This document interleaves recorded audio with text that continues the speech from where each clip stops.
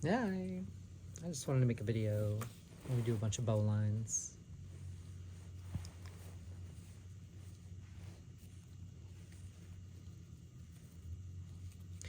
Just a better show the structure as best I can. See, that's it. You poke out the peeker. But the thing about it is, what's fun about this structure, you just take this, take it where it needs to come out, and poke just that one. Look, I've got the whole thing held in this one finger here.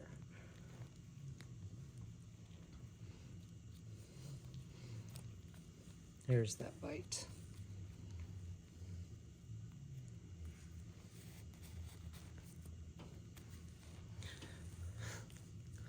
That's not a lot of bite.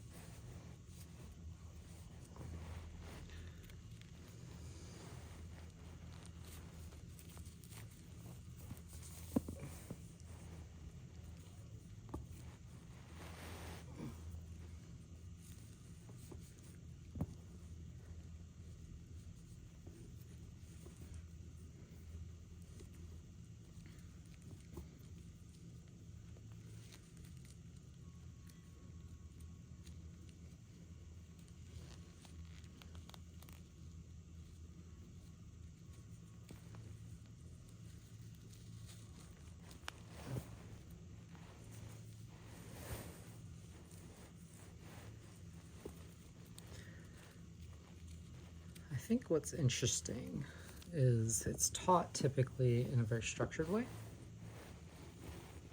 So even I do it.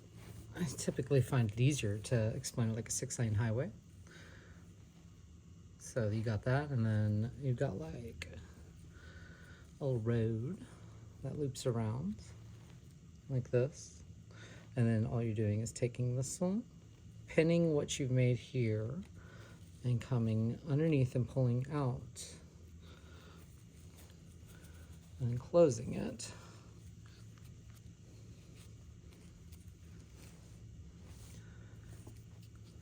And that's kind of, I guess you could say, the maximalist teaching. So if you want to say a minimalist way to teach the bowline would be like,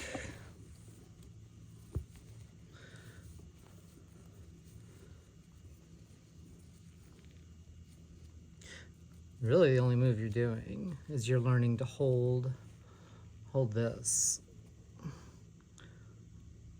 Let's see, I've got it right there. So like, honestly, and maybe that's why some people have trouble with it, is because it's kind of overtaught.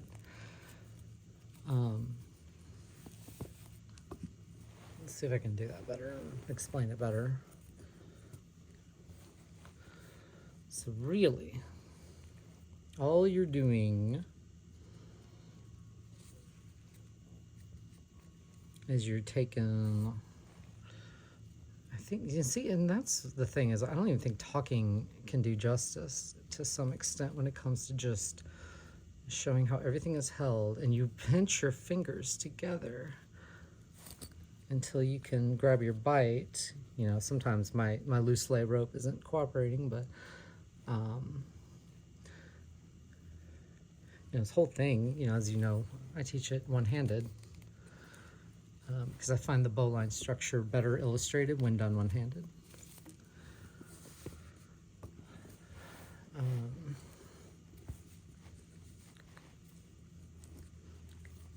So, well, I'm used to doing it on my wrist. I guess I could do it on the wrist. Yeah.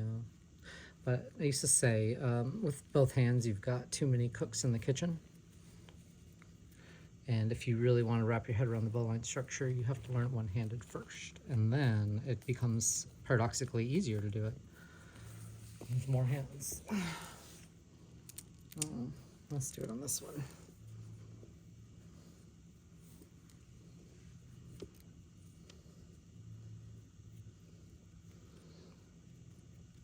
Okay, so you still make your 6-lane highway, and then you make your poker peeker structure, just like that. But then when you're holding it like this, and see, it's almost like a little infinity symbol, you know what I mean? When you've got it held like this, because this is a secret where these two are, because this is what you're pinning in place, is these two. So you've just got to push this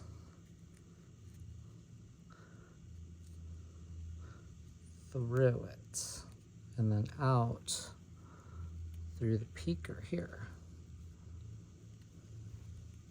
Yep. So there, we've got it, whole thing built and placed. As long as this, where my index finger is, does not let these two slip, the structure is made. You just have to place it. And see how I've kind of got this little, this is your peeker, and I'm holding the poker. So, opening up our peeker, let's go ahead and poke through. And see, my thumb is holding the peeker. And we pushed, or we poked the bite. And see, we can see, this is how loosey-goosey the whole thing is. You see, this is it. Here's the bite. Here's the hole, or the piker. So, and granted, this is a very small bite. Normally you would want more. So once you got this, you just close it up. And of course, if you want to do the one-handed challenge, you could you know, hold it like this and then walk it closed painstakingly with your fingers, or you could bite it, or you could just hold it with this hand. You know, typically you're going to have a much longer bite than this. And then, once you're kind of holding your bite, you can walk it closed as normal. Let's see. And real quick, just one more time. I think, again, it just reveals the structure kind of better than the overcooked method, maybe. Could be wrong. But I don't think so. We'll do a lot of extra bite this time. So laying out your 6-lane highway is probably, the best way. Taking your working ends, making your poker.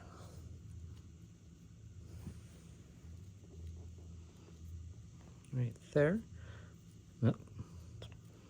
See, and see how messy this is. Isn't that glorious?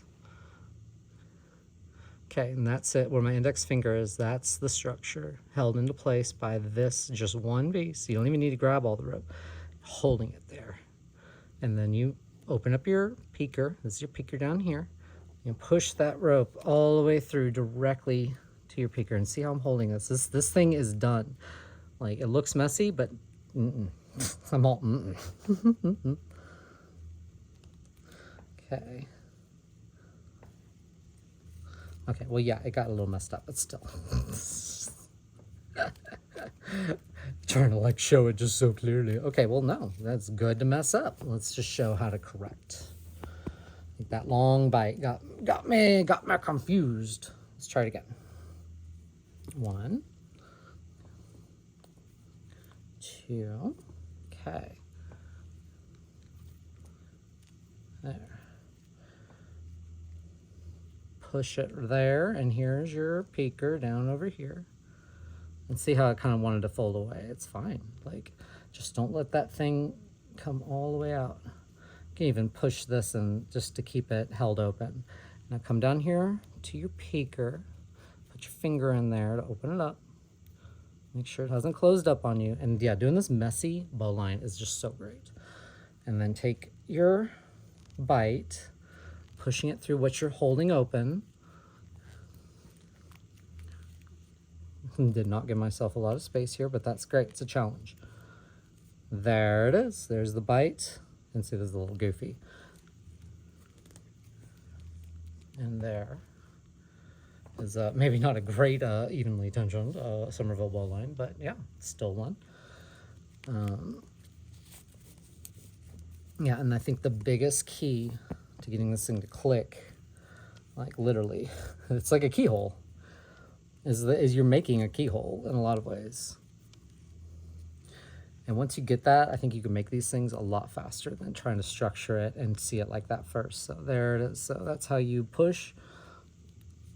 Grab your peaker. And see, I'm doing this pretty tight, so there we go. Hold your bite, walk it closed. So yeah, anyway, try not to overthink it. I think that's the main secret to Somerville bowline. Thanks.